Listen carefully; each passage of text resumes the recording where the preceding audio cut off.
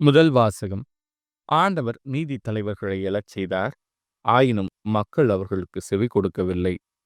நீதி தலைவர்கள் நூலிலிருந்து வாசகம். அதிகாரம் 2, இறைவசனங்கள் 11 முதல் 19 முடிய. அந்நாளில் இஸ்ரேல் மக்கள் ஆண்டவரின் பார்வையில் தீயதனப்பட்டதை செய்தனர். அவர்கள் பாகால்களுக்கு ஊழியம் செய்தனர்.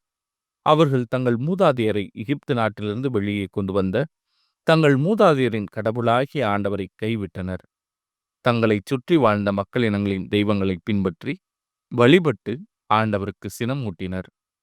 அவர்கள் ஆண்டவரை கைவிட்டு பாகாலுக்கும் அஸ்தரோத்துக்கும் ஊழியம் செய்தனர். இஸ்ரேலின் மேல் ஆண்டவரின் கோபக்கனல் கனன்றது. எனவே அவர் கொள்ளையடிப்போரிடமும் அவர்களை ஒப்படைக்க அவர்களும் அவர்களை கொள்ளையடைத்தனர். அவர்களை சூழ்ந்திருந்த எதிரிகளிடம் ஆண்டவர் அவர்களை விற்றார். அதனால் அவர்கள் எதிரிகளின் முன் அவர்களால் எதிர்த்து நிற்க இயலாமற் போயிற்று.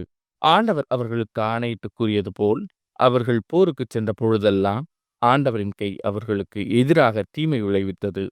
அவர்கள் பெருந்துயரத்துக்கு உள்ளாகினர். ஆண்டவர் நீதி தலைவர்களை எழச் செய்தார். அவர்கள் அவர்களை கொள்ளையடித்தவர்களின் கையிலிருந்து விடுவித்தனர். ஆயினும் அவர்கள் தங்கள் நீதி தலைவர்களுக்கு செவி கொடுக்கவில்லை. ஏனெனில் அவர்கள் வேற்று தெய்வங்களை பின்பற்றி தொழுது வேசித்தனம் செய்தனர். தங்கள் மூதாதையர் ஆண்டவரின் கட்டளைகளுக்கு செவி கொடுத்து நடந்த நெறியை விட்டு விரைவில் விலகினர். ஆண்டவர் அவர்களுக்காக நீதி தலைவர்களை எழச் செய்த பொழுதெல்லாம் அவர் அந்த தலைவர்களுடன் இருந்து அத்தலைவர்களின் வாழ்நாள் முழுவதும் எதிரிகளின் கையிலிருந்து மக்களை விடுவித்தார். ஏனெனில் துன்புறுத்தப்பட்டு ஒடுக்கப்பட்ட அவர்களின் அழுகுரலை கேட்டு ஆண்டவர் அவர்கள் மீது இரக்கம் கொண்டார். ஆனால் அவர்கள் ஒவ்வொரு நீதி தலைவர்கள் இறந்த பொழுதும் வேற்று தெய்வங்களை பின்பற்றியும் அவர்களுக்கு ஊழியம் செய்தும் அவற்றை வழிபட்டும் தங்கள் மூதாதையரை விட இழிவாக நடந்தனர். அவர்களுடைய தீய பழக்கங்களையும் முரட்டுத்தனமான நடத்தையையும் விட்டு அகலவில்லை.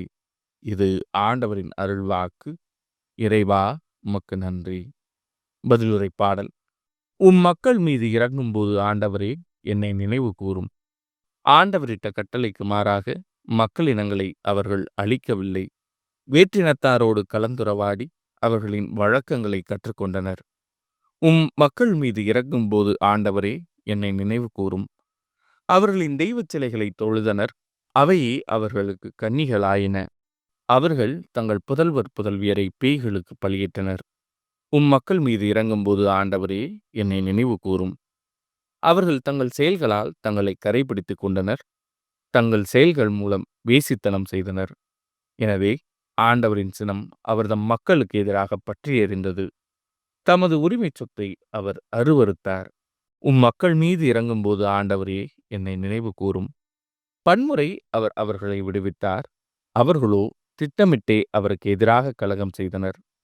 தங்கள் தீ செயல்களினால் அவர்கள் தாழ்நிலையை அடைந்தனர்.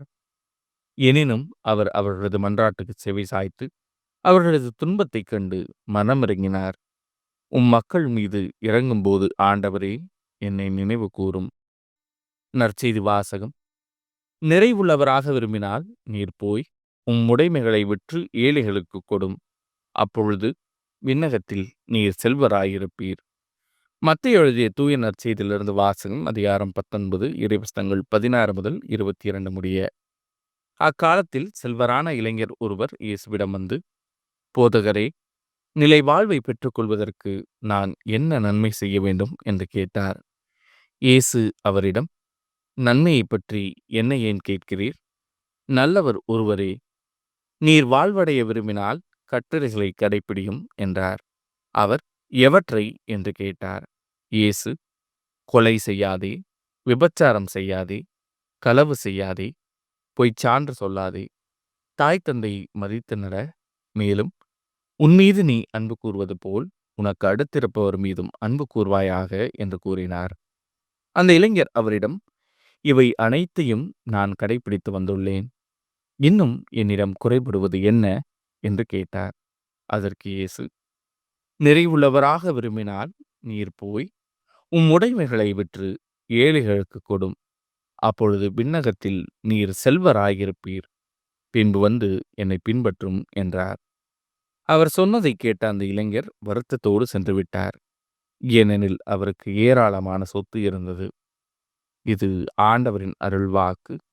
கிறிஸ்துவே உமக்கு புகழ்.